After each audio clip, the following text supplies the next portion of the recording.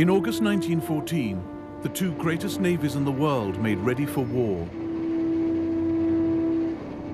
Now the Royal Navy will settle the question of the German fleet.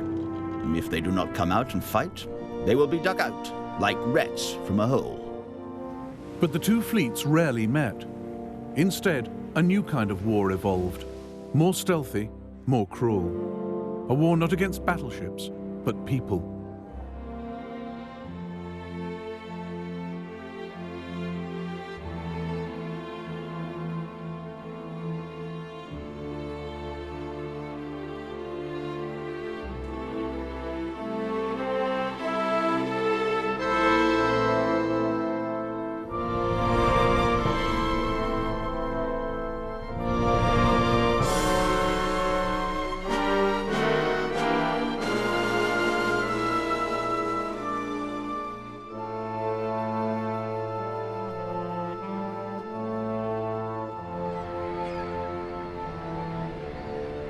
The world's capital ships in 1914 were the products of a Cold War.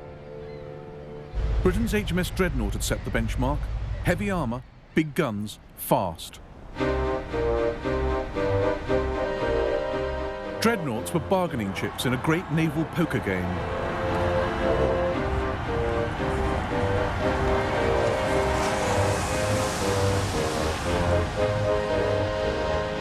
Germany had 13 and 7 building, Austria-Hungary 3, America 10, Britain 20. They kept the peace, but then the Cold War turned hot.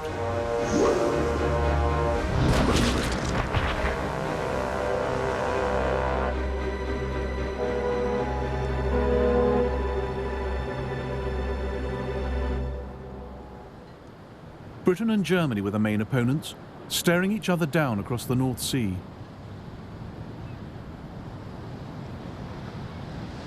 The longer the two sides looked at the map, the more obvious their problems became. Germany's ships couldn't get clear of the North Sea. To the south, the Channel, blocked by mines and the Dover Patrol. To the north, the British Grand Fleet at Scapa Flow. But Britain couldn't get at the German fleet unless it came out from its heavily protected bases. And if they actually met in the North Sea, the result could be catastrophic.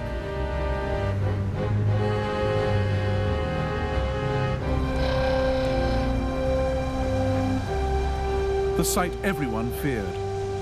Austro-Hungarian battleship the Istvan, sunk late in the war by a tiny Italian torpedo boat.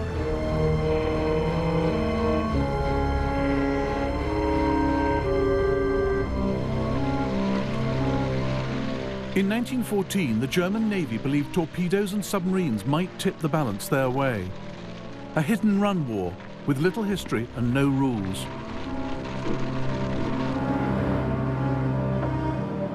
Jackie Fisher, Britain's sharpest admiral, predicted radical change ahead. The use of submarines has convinced us that in wartime, nothing can stand against them. The submarine is the coming type of war vessel for sea fighting. It means that the whole foundation of our traditional naval strategy has broken down. 2 days into the war, Germany unleashed 10 U-boats into the North Sea to hunt down the British fleet.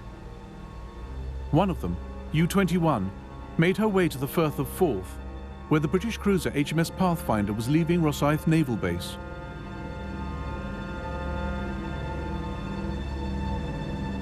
U-21 sunk her with a single torpedo.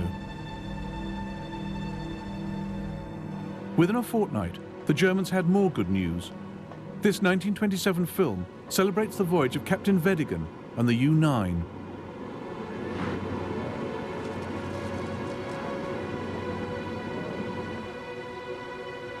Through my prismatic glasses, I noticed a small masthead coming into view near the mast lightship. It looked like the mast of a warship.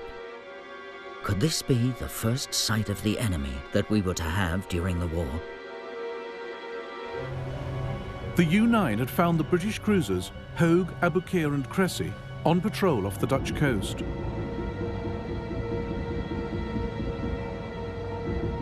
Practically obsolete, they were nicknamed the Live Bait Squadron. Captain Vedigan seized his chance. Fired torpedo at 500 meters. Target was middle ship in a 3-ship formation. 31 seconds later, the torpedo struck Abu Qir.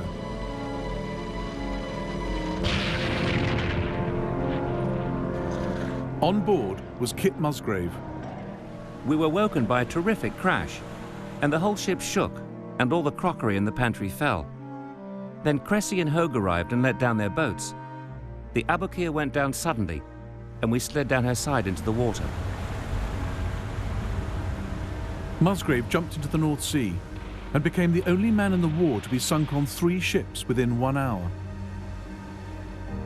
I swam to the Hogue and was just going on board when she was struck and sank in 3 minutes. I then swam onto the Cressy and was hauled up the side with a rope. But she was struck also, and we sank. Georg von Müller was chief of Germany's Imperial Naval Cabinet. On our return from the morning ride, the first news of the successful torpedo attack by the U-9 on 3 English cruisers. We are all delighted, and the Kaiser is in 7th heaven.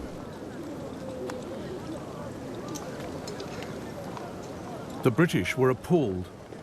First Lord of the Admiralty, Winston Churchill, got the blame. Over 1,400 men, many of them young cadets, had died in a single submarine attack. Winston's war babies, they were called. British submarine Lieutenant Ronald Trevor wrote to his parents. The news tonight is sad, but what we submariners have been expecting for weeks. The Commodore has repeatedly warned the Admiralty that those ships ought not to patrol the North Sea. What has happened is exactly what we predicted. Ships stand by to rescue the sinking one's crew, then the submarine gets 2 sitting shots. Commander-in-Chief of the British Grand Fleet was Admiral John Jellicoe. He joined the Navy in 1874 as a midshipman.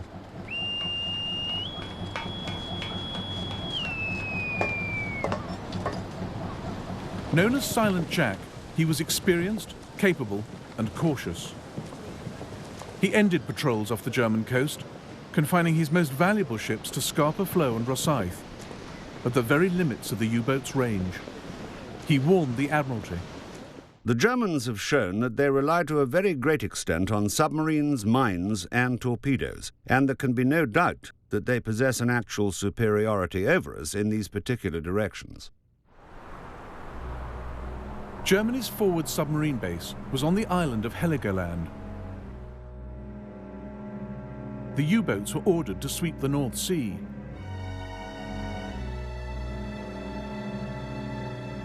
But the British had gone.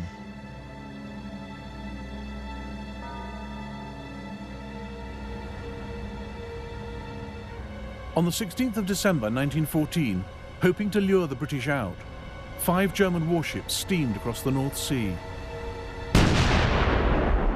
At 7 in the morning, they opened fire on Scarborough and Hartlepool. There was a terrific crash. We thought it must be sudden thunder. But when another crash came, we rushed to the window and saw a lot of smoke and cried, "It's the Germans!"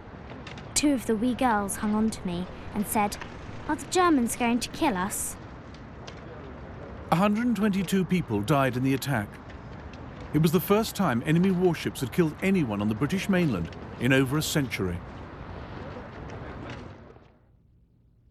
Jellicoe too had been thinking about attacking the enemy's homeland, but his weapon would not be a hit-and-miss naval bombardment, but a blockade, tight as a drum and lethal. What we have to do is starve and cripple Germany. The destruction of the German fleet is a means to an end, and not an end in itself.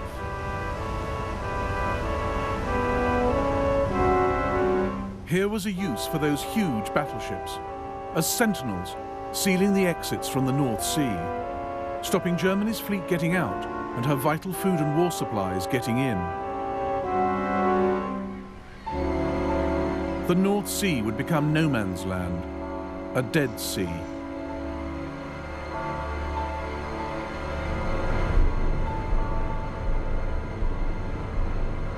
Jellicoe was helped by an invention more important than dreadnoughts or even submarines: wireless. Every day, every German ship radioed its position back to fleet headquarters at Wilhelmshaven.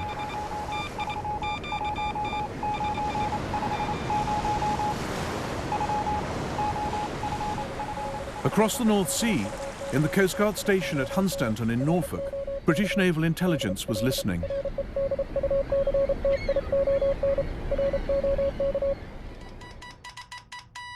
The German messages were passed on to a group of codebreakers working in one of Britain's most secret departments, Room 40, deep in the heart of the Admiralty Old Building.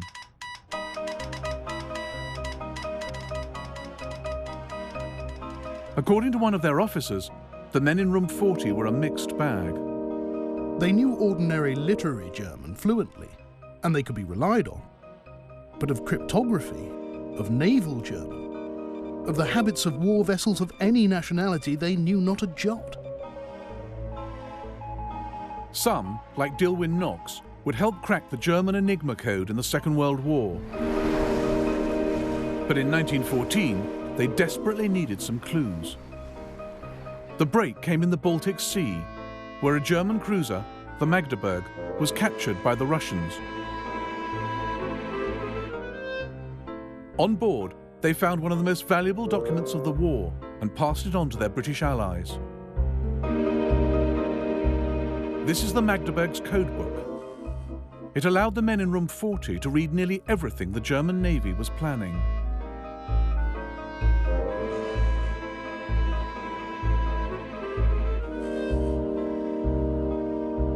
"Oh well," the Kaiser said, on learning of the Magdeburg's capture. "Sparks are bound to fly at a time like this."